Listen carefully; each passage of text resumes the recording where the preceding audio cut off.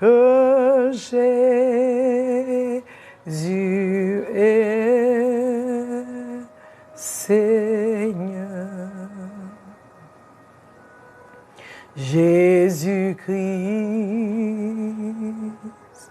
le Messie, tu es sorti du tombeau, tu es Seigneur. Tout genou dans les cieux, sur la terre, sous la terre, fléchira, et toute langue confessera que Seigneur, tu es Seigneur. Jésus le roi est Seigneur. Jésus le roi des rois, tu es Seigneur. Jésus le Tout-Puissant, tu es Seigneur.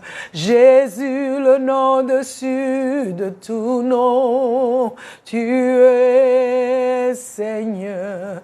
Jésus le nom qui donne la vie, tu es Seigneur. Car tu es sorti du tombeau, tu es Seigneur. Tu as vaincu la mort, tu es Seigneur. Tu as brisé les chaînes de l'enfer, tu es Seigneur. Tu as entre tes mains les clés de l'enfer, du séjour des morts, tu es Seigneur. Tout genou fléchira et toute langue confessera que Seigneur Jésus, tu règnes suprême. Mon âme te bénit, mon esprit te magnifie, qui est comme toi. Personne qui est semblable à toi. Personne, Seigneur. Oh mon Dieu, mon roi, mon âme te bénit encore ce soir. Mon esprit te magnifie parce que vraiment tu es Seigneur, tu es Dieu. Quand je regarde les montagnes, je regarde les vallées, je regarde les mers.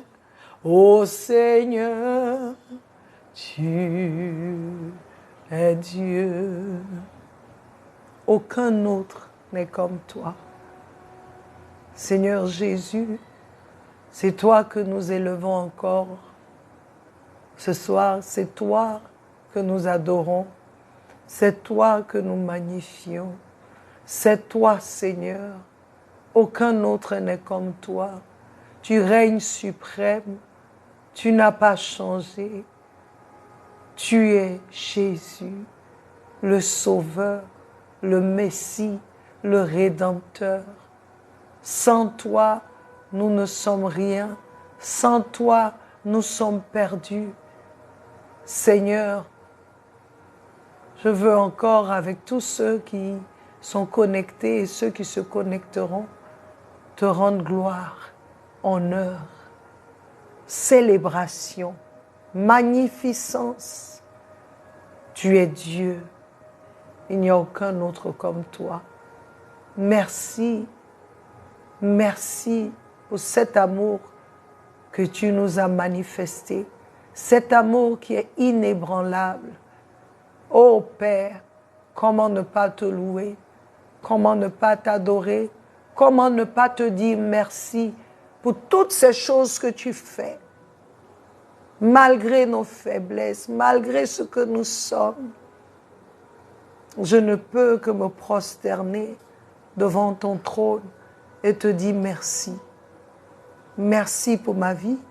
Merci pour une autre dimension avec Christ. Merci pour les abonnés. Merci pour tous ceux qui suivent. Merci parce que, Seigneur, tu nous aimes.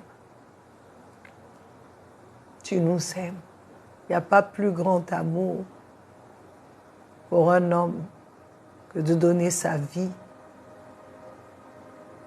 pour ceux qui l'aiment. Et c'est ce que tu as fait. Merci car aujourd'hui, nous pouvons nous adresser à toi et nous pouvons faire des demandes au nom de Jésus. Merci Seigneur pour ce privilège. Gloire et honneur soit à toi, toi qui règnes pour toujours. Amen, amen, amen, amen. Peuple de Dieu, je voudrais vous souhaiter la bienvenue. Nous sommes encore là ce soir. C'est la FAQ, la foire aux questions. Et notre sujet du mois, c'est Jésus. Jésus tout simplement. D'aucuns diront, mais Jésus, c'est quoi? Quand on va continuer, on saura. Et je voudrais que tu saches que Jésus, comme nous l'avons enseigné, est un nom qui vient du ciel, un nom qui a été donné par Dieu le Père, qui a été annoncé par l'ange Gabriel, celui qui se tient dans la présence de Dieu. Et nous avons dit que nous ne devons pas, la parole déclare que tu ne dois pas prononcer ou prendre le nom du Seigneur en vain. Et nous, Dieu nous a donné un nom, Jésus, mais parce qu'on n'a pas une bonne compréhension de ce nom, parce que nous ne savons pas ce que ce nom transporte, ce qu'il porte, ce qu'il représente, alors nous pouvons faire ce que nous voulons. Et comme je vous ai dit, il y a des gens, lorsqu'ils disent, eux ils disent le nom de leur prophète, ils ajoutent des mots pour dire béni soit son nom. Le peuple juif ne peut pas prononcer le nom de Yahweh comme ça. C'est avec révérence, c'est avec peur, avec crainte. Mais aujourd'hui, nous les chrétiens, il y a quelque chose qui... Vraiment, la grâce nous a gâtés, comme on dit en Côte d'Ivoire. La grâce nous a gâtés. Mais, comme je vous l'ai dit depuis le début de l'année, que Dieu veut nous donner une prise importante. Je peux vous dire que j'ai eu la mienne. Je ferai le témoignage. Dieu m'a surpris, peuple de Dieu. J'ai une surprise que Dieu m'a faite. Je ne m'attendais pas à cela. Mais je vous l'ai dit que c'est ce que Jésus a fait avec Pierre. Il ne s'attendait pas à avoir une telle prise. Il ne savait pas ce qui allait arriver. Mais parce qu'il a obéi, parce qu'il a donné sa barque, parce qu'il a permis au Seigneur d'utiliser sa barque, il a reçu une parole et il est allé prendre, il a eu cette prise avec le Seigneur dans sa barque. Et je sais que Dieu a quelque chose pour toi. Cette année, il y a quelque chose. Et je vous ai déjà dit que cette chose-là, ce n'est pas de ton fait, ce n'est pas basé sur ta connaissance ou ton diplôme. Dieu utilisera ton diplôme, sûrement, mais ce n'est pas toi qui fais, c'est lui qui fera. Et si tu te tiens bien, si tu écoutes les enseignements, si tu obéis à ce qu'il te dit de faire, même quand tu ne comprends pas, tu verras ce qui va se passer. Et l'une des choses, c'est pour nous de respecter le nom de notre Seigneur. C'est pour nous vraiment de révérer ce nom, Jésus. Alors, avec le premier enseignement, nous avons quelques questions. Quelques questions. Et voici la première. Je voudrais encore te souhaiter la bienvenue sur notre plateforme Une autre dimension avec Christ. Et si tu es connecté, invite certaines personnes. Parce que, comme je vous l'ai dit, il y a des questions qu'on pose, on a les questions, mais on n'a pas l'occasion de les poser. Donc, lorsqu'on répond, en même temps, ça nous fait du bien. Amen. Alors aujourd'hui, la première question, c'est, selon le verset du début, Marie est tombée enceinte vers le 6e mois, c'est-à-dire en juin, selon notre calendrier. Comment se fait-il qu'on célèbre la naissance de Christ le 25 décembre, sachant que la durée normale d'une grossesse est de 9 mois? Frédéric Zabavi, Riviera 3. Bonsoir Frédéric, sois béni. C'est une très très bonne question. La parole de Dieu ne célèbre pas la naissance de Jésus. Si tu regardes dans la parole, tu regardes dans la Bible, tu regardes toutes les fêtes qui sont là-bas, il n'y a pas de fête d'anniversaire. Il n'y en a pas. On ne fête pas ça. Ce qu'on fête dans la Bible, on fête plutôt la mort et la résurrection de Jésus-Christ. C'est ce qu'on fête. Quand bien même que la naissance de Christ était un événement très important. Mais Dieu n'a pas mis, il a fait de sorte qu'on ne puisse même pas connaître c'est quand, c'est quelle date. Dieu, il est tellement sage qu'il a fait ça. Il n'a pas voulu qu'on prenne le temps sur l'anniversaire, sur sa date de naissance. Si tu lis et médites la parole de Dieu, tu ne verras en aucun lieu ou événement la célébration de la naissance de Jésus. Donc c'est purement l'œuvre de l'homme et non de Dieu. On se dit la vérité. C'est purement l'œuvre de l'homme et non de Dieu. Pour ne même pas que l'on mette une date sur ce jour de la naissance, il ne fut pas trouvé de lieu ou d'hôtel ou une maison d'accueil où Jésus pouvait naître. Parce que si c'était arrivé, Dieu connaît, Dieu sait. Il ne fut pas trouvé un jour. Si tu lis Luc 2, 10, 14, tu vois que l'accent est mis sur la mission de Jésus sur la terre. Lorsque tu lis Luc 2, de 10 à 14, je vais lire pour toi, Frédéric, je vais lire, parce qu'il faut qu'on s'appuie sur la parole pour dire ce que la parole a dit. Luc 2, je ne suis pas loin.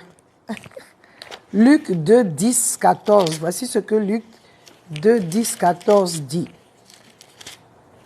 Luc 2, 10, 14. Il dit, mais l'ange, lorsque Jésus est né, voici ce qui s'est passé.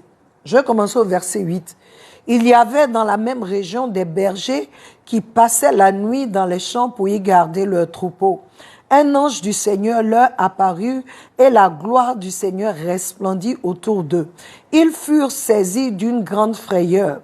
Verset 10. Mais l'ange leur dit, n'ayez pas peur, car je vous annonce une bonne nouvelle qui sera une source de grande joie pour tout le peuple. Aujourd'hui, dans la ville de David, il vous est né un sauveur qui est le Messie, le Seigneur. Voici à quel signe vous le reconnaîtrez. Vous trouverez un nouveau-né enveloppé de linge et couché dans une mangeoire. Il dit, la bonne nouvelle, il y a un sauveur qui est né. Le Messie est né. C'est la bonne nouvelle. La date de naissance, Dieu sait pourquoi il n'a pas fait ça. Et aujourd'hui, malheureusement, il y a une division dans l'Église, au sein du corps du Christ. Et cela, c'est l'œuvre de l'ennemi, afin de fragiliser l'Église, car il sait que l'unité de l'Église le mettrait en danger. Vivement que l'Église le comprenne et se relève en unité. Ce que Dieu le Père, Frédéric, je veux que tu saches, ce que Dieu le Père veut que nous retenions plutôt, c'est ce que le Seigneur Jésus-Christ est venu faire pour l'homme. l'œuvre rédemptrice, la manifestation de l'amour de Dieu pour l'homme, sa mort et sa résurrection qui délivre l'homme et le réconcilie à Dieu si seulement l'homme pouvait croire en cela. Maintenant, Frédéric, je voudrais que tu saches que le calendrier juif est différent du calendrier grégorien que nous utilisons. C'est différent. Janvier n'est pas le premier mois de l'année chez les Juifs. Non. Dans le livre d'Exode, verset 12, 2, Dieu donne à Moïse et à Aaron un nouveau calendrier. Le premier mois de l'année juive correspond au mois de mars et d'avril chez nous. C'est à ce mois-là que ça correspond. Et ce premier mois est donné pourquoi? Parce que le peuple, c'est lorsqu'ils étaient en train de sortir d'Égypte. Lorsqu'il y a eu, je dirais, la Pâque, le genre de Pâque, où le Seigneur a dit, habillez-vous, faites tout, tuez le mouton, mettez le sang sur vos trucs, l'ange de la mort passera. Quand il va passer, voici ce qui arrivera, il ne vous touchera pas parce que le sang sera là. Et c'est ce jour-là que le Seigneur dit, ça sera pour vous le premier mois de l'année. Dieu a changé. Et si tu vas regarder même notre mois, janvier, c'est un nom qui est, c'est le nom d'un dieu romain. C'est le nom d'un dieu romain, si je veux rentrer dans tout pour que tu comprennes. Donc Dieu a cassé ça. Il a donné une autre date. Donc chez nous, lorsqu'on fête, on est en train de fêter, c'est le 1er janvier, 1er, ce n'est pas pour les Juifs, ils continuent. Et même chez les Juifs, c'est comme s'ils ont 13 mois au lieu de 12 mois. C'est différent. Ce n'est pas le même calendrier. Donc, tu ne peux pas dire parce que c'était le 6e mois et que, bon, parce que les gens fêtent en décembre. Donc, non, c'est différent. Ce n'est pas la même chose, ce n'est pas le même calendrier. Lorsqu'on te parle dans la Bible, on te dit que le mois de temps, on commence à te parler des années et tout. Il faut que tu ailles avec le calendrier juif pour pouvoir mieux comprendre. Et Dieu a changé cela. Cependant, il n'y a rien dans la Bible qui nous dit que Jésus est né en décembre. Parce que je suis sûr que tu vas essayer de calculer. Bon, si c'est avril, donc décembre alors. Non. Dieu n'a pas voulu qu'on se mette sur ça. Parce que ce n'est pas ça l'essentiel. La Bible ne parle pas de ça. C'est l'Église catholique romaine qui a mis ça, qui a établi comme fête, comme l'année de... Donc, il y a plusieurs explications que les gens donnent sur ça. Mais quand tu regardes dans la Bible, Jésus était là 3 ans avec ses disciples. Il n'a jamais fêté son anniversaire. Non. L'Église primitive n'a jamais célébré la naissance de Christ. Toutes ces 3 années passées avec lui, après lui, ils n'ont jamais fêté son anniversaire parce que ce n'est pas ce que le Père veut, ni le Seigneur lui-même. Alors, je veux t'encourager à plutôt célébrer sa mort et sa résurrection comme lui-même, il nous le demande dans le livre de 1 Corinthiens 11, 24, 26.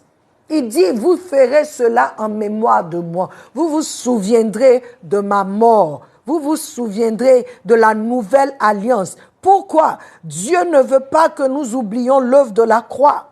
La nouvelle alliance qui est scellée par le sang et dans le sang de Christ notre Seigneur. Il veut que nous sachions que Dieu a pourvu le moyen pour l'homme d'être racheté de la malédiction, de la mort et de la loi du péché. Alors si je devais te laisser avec quelque chose, c'est l'essentiel.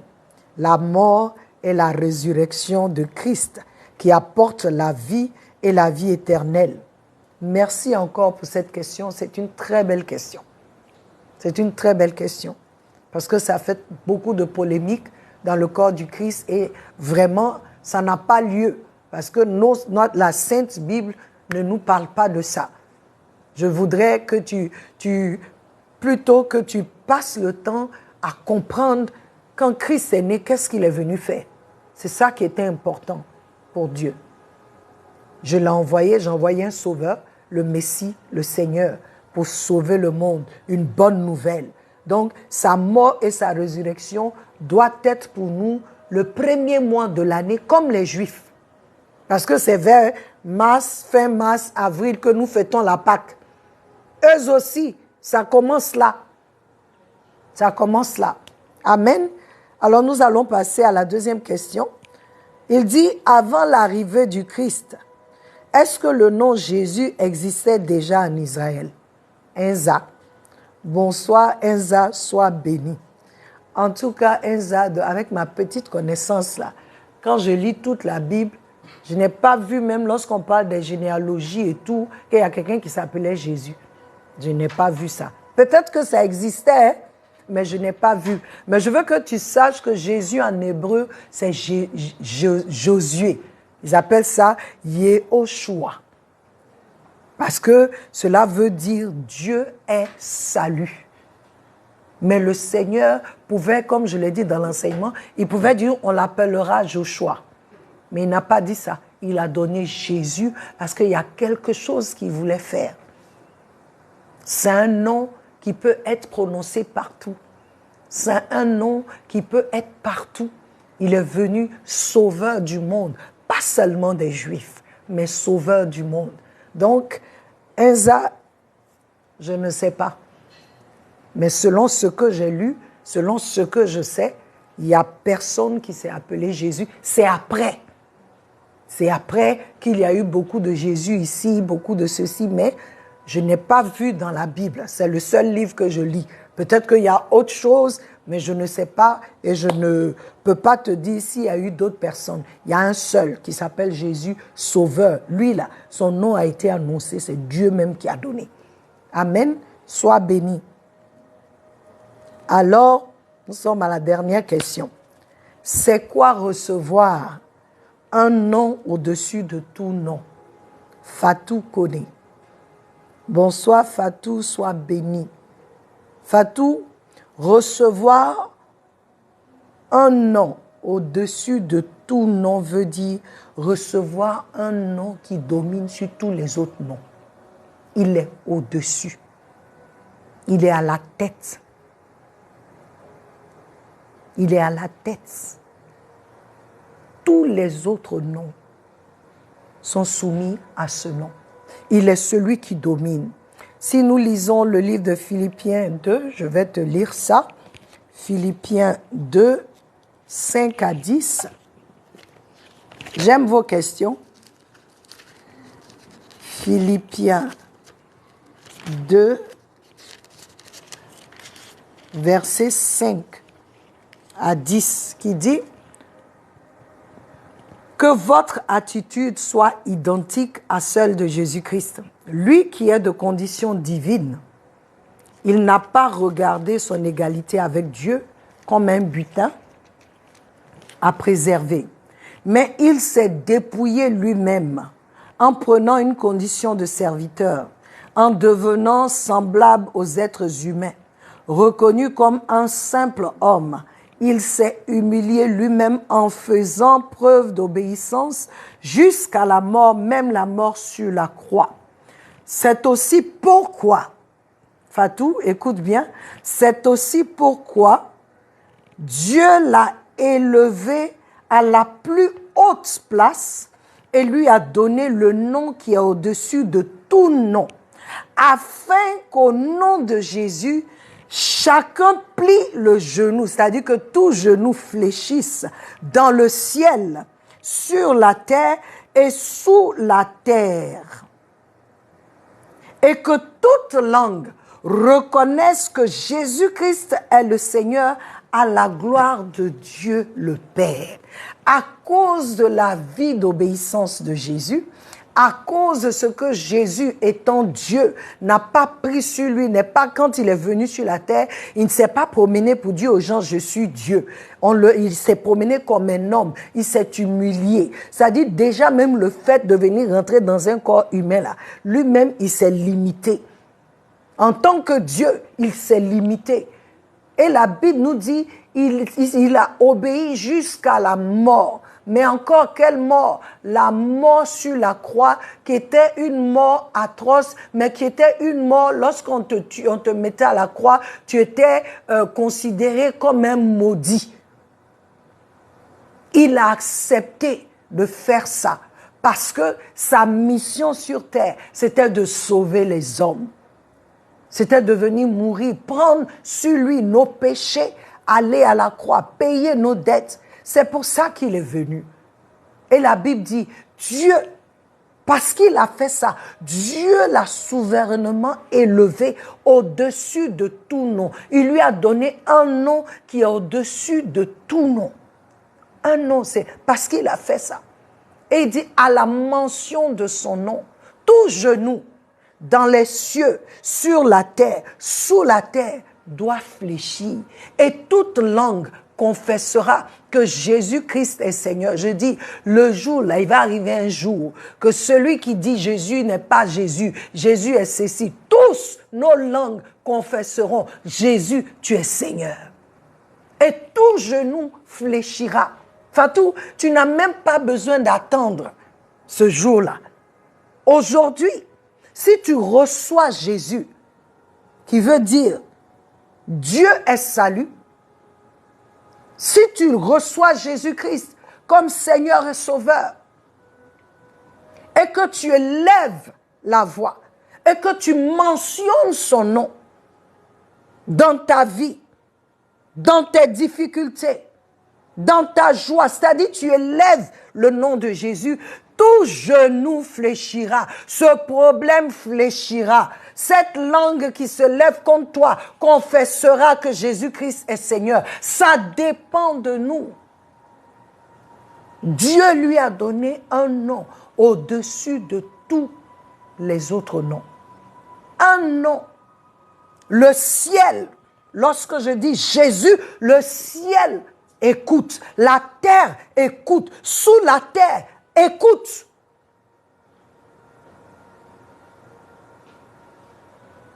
C'est-à-dire le monde spirituel entend, le monde physique entend, le monde ténébreux entend. Jésus, le nom au-dessus de tout nom.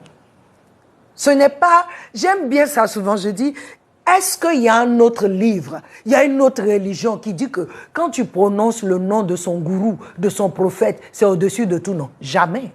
Il n'y en a pas.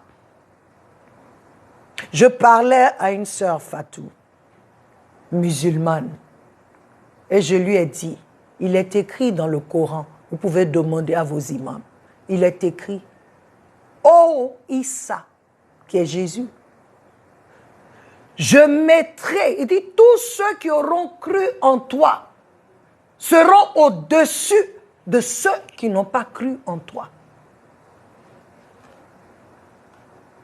Il n'y a aucun prophète qui peut égaler Jésus. Aucun prophète qui peut l'égaler. Aucun homme qui peut l'égaler. Aucun ange qui peut l'égaler. Parce que Dieu dit dans le livre de Hébreux 1, il a dit, oh Dieu, viens t'asseoir à ma droite afin que je fasse de tes ennemis ton marchepied. Ce n'est même pas Jésus qui va faire. Le Père dit, je me lèverai pour toi et je ferai de tes ennemis ton marchepied.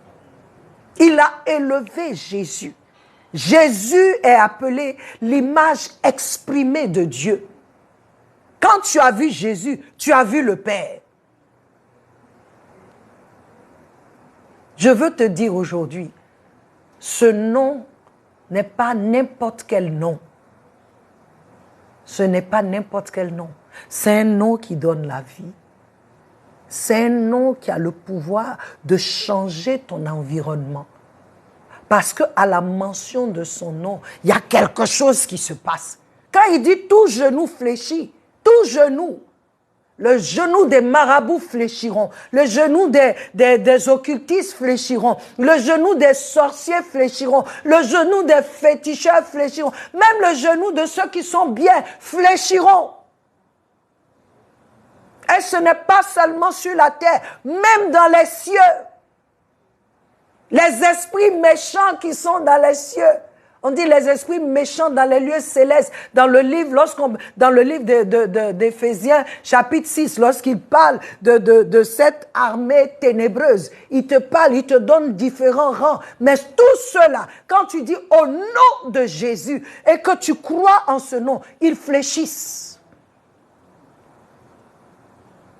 Donc, je veux t'encourager, Fatou, te dire, je sais pourquoi tu as posé la question. Et je te dis, c'est à quoi tu as cru là. C'est ça. Jésus est au-dessus de tout nom. Il n'y a aucun nom qui puisse égaler. Il n'y a aucun nom. Tu peux, ça dit, ça chauffe. C'est vrai, on rentre dans des endroits. Bon, quand tu viens, on te dit, quand tu vas dans ce coin-là, dis que c'est telle personne qui t'a envoyé. Donc, ton nom agit. Mais attends, si en tant qu'humain, notre nom peut ouvrir des portes pour certaines personnes, et celui-là, le Fils de Dieu, Dieu le Fils, quelles sont les portes que ce nom ne peut pas ouvrir? Et quelles sont les portes que ce nom ne peut pas fermer? Parce qu'il dit, je suis celui qui ferme et personne ne peut ouvrir. Je suis celui qui ouvre et personne ne peut fermer. En ce mois de juin, ce 6e mois, je vous l'ai dit, on dit c'est le mois de l'homme, c'est le chiffre 6, je dis dans ton chiffre 6 là, mets Jésus. Mets Jésus. Reconnais que ce nom est divin. Reconnais qu'il vient du ciel, que c'est Dieu même. Vous savez ce que Dieu donne là? On dit en anglais, il back it up. C'est-à-dire, il est derrière ça. Quand Dieu fait quelque chose, il est dans la chose. Donc, quel que soit ce qui peut se lever, parce que Dieu est dans la chose, toute opposition est caduque. Toute opposition ne peut réussir, ne peut prospérer. C'est pourquoi on a le nom de Jésus. Le nom de Jésus est plus grand que tous les autres noms, que toutes les montagnes qui se dressent devant toi, que toutes les difficultés. Le nom de Jésus peut t'éclairer parce que cela vient du ciel. J'ai chanté ce chant. Il y a un nom et ce nom vient du ciel. En ce nom, les aveugles voient.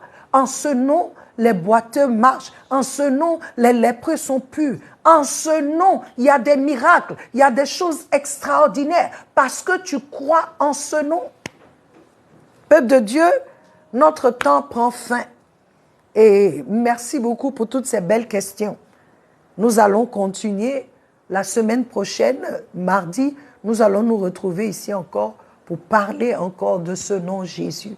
Le Seigneur veut faire quelque chose pour quelqu'un. Le Seigneur veut qu'un de ses enfants puisse se lever et croire et parler au nom de Jésus. Ça dit, je ne sais pas où tu te trouves, qu'est-ce que tu traverses, je ne sais pas les choses qui sont devant toi, les oppositions, mais je veux que tu saches que même si tu es dans l'océan, et que il dit l'océan ne peut pas t'engloutir, ne peut pas te noyer. Donc, c'est parce que lui, il est avec toi.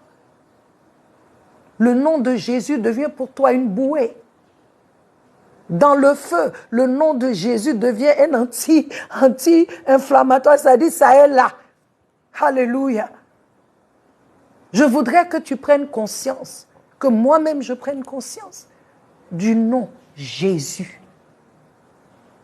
Du nom Jésus. Éternel Dieu, je veux prier pour ton peuple afin que, Seigneur, Jésus soit élevé, afin que nos yeux soient ouverts, que le voile soit ôté, que tout ce qui a été planté en nous pour nous amener à être familiers avec le nom Jésus. Aujourd'hui, j'ai dit au nom de Jésus que ces semences soient détruites. Au nom de Jésus, que le voile de l'aveuglement soit ôté. Au nom de Jésus, que le manque de crainte soit ôté et que la crainte de Dieu entre en nous. Car l'esprit de la crainte est là. Que l'esprit de la crainte soit communiqué à chacun de nous afin que nous puissions révérer le nom de Jésus. Que lorsque nous prononçons ce ce nom, ce n'est pas en vain que lorsque nous prononçons ce nom, des choses se passent, des miracles. Oh Seigneur, au nom de Jésus, interviens dans la vie de quelqu'un. Au nom de Jésus, qu'un blocage soit débloqué. Au nom de Jésus, qu'un malade soit guéri. Au nom de Jésus, oh, là où il y a la confusion, que la lumière maintenant luise. Au nom de Jésus, au nom de Jésus, j'invoque ta puissance dans la vie de ton peuple. Et que ce mois de juin, l'homme marche dans la crainte de Dieu, se soumette à toi, dans le nom de Jésus. Peuple de Dieu, nous avons avec nous une bombe. C'est-à-dire, la bombe que, comment il s'appelle, le gars de la Russie a fait, n'est rien. Au nom de Jésus, tout ça là, c'est zéro. Parce que pour nous là, ça vient du ciel. Ça vient de Dieu le Père. Alors, notre temps prend fin. Je voudrais te dire que je t'aime et que Jésus t'aime plus. Nous nous retrouvons encore mardi pour un temps d'enseignement. Que le Seigneur te bénisse. Bon week-end et bon culte à toi. Au nom de Jésus. Amen. Amen.